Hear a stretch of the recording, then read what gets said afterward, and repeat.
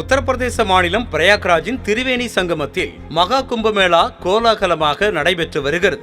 மிக பெரும் முக்கியத்துவம் வாய்ந்த இந்த ஆன்மீக பெருவிழா கடந்த ஜனவரி 13ஆம் தேதி தொடங்கி 40 நாட்கள் தொடர்ந்து நடைபெறும் நிலையில் இதில் துறவிகள், சாதுக்கள், பக்தர்கள் உள்ளிட்ட ஏராளமானோர் கலந்து கொண்டு புனித நீராடி வருகின்றனர். அந்த வகையில் உலகெங்கிலும் பல இடங்களில் இருந்தும் கோடிக்கணக்கான பக்தர்கள் இங்கு குவிந்து வரும் நிலையில் தென்காசி பகுதியில் இருந்து 40 பேர் கொண்ட குழு காசிக்கு ரயில் மூலம் யாத்திரைக்கு சென்றதாக கூறப்படுகிறது. கடந்த 13ஆம் தேதி சென்ற இவர்கள் 18ஆம் தேதி அயோத்தியை அடைந்துள்ளனர். அப்போது குழுவாக சென்று புனித நீராடி உள்ளனர். எங்கு பார்த்தாலும் மனித தலைகளாக காட்சியளித்த நிலையில் இந்த கூட்ட நெரிசலில் சிக்கிய ராமலட்சுமி மற்றும் கஸ்தூரி ஆகிய 2 பெண்களும் மாயமாகியுள்ளனர். காசிக்கு பயணமாக கூட்டு போனாங்க.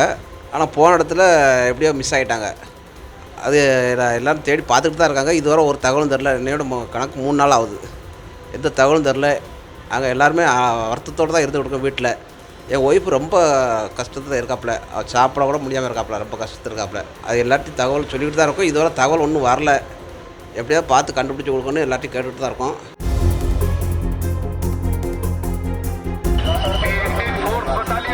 இந்த நிலையில் அதிர்ந்து போன உடன் இருந்தவர்கள் அனைத்து இடங்களிலும் தேடி அலைந்திருக்கின்றனர். இதனையடுத்து எங்கு தேடியும் ராமலட்சுமி மற்றும் கஸ்தூரி கிடைக்காததால் பதறிப்போன இவர்கள் இது தொடர்பாக காசியில் உள்ள காவலர்களிடம் புகார் அளித்திருக்கின்றனர். இதனையடுத்து பெண்கள் மாயமானதை போலீசார் உறவினர்களுக்கு தெரிவித்திருக்கின்றனர். பதறிப்போய் காவல் நிலையத்திற்கு ஓடி வந்த அவர்கள் மொழி தெரியாததாலும் அவர்களின் தொலைபேசி மற்றும் உடைமைகள் அனைத்தும் யாத்திரை குழுவிடம் இருப்பதால் காணாமல் போன இருவரையும் தொடர்பு கொள்ள முடியாத நிலை உள்ளதாகவும் கூறி வேதனை தெரிவித்துள்ளனர். அவங்களுக்கு அந்த அளவுக்கு தமிழ் பேச மட்டும் தான் தெரியும். இந்த 2 பேரோட கஸ்தூரி, ராமலட்சுமிங்கிறவங்களுக்கு தமிழ் பேச தெரியும், எழுதவோ படிக்கவோ எதுவும் தெரியாது.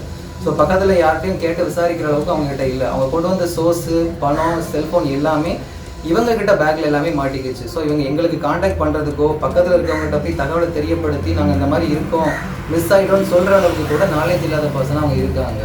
மேலும் எப்படியாவது அவர்களை மீட்டு தருமாறு கோரிக்கை விடுத்திருக்கின்றனர். Taste the Daily.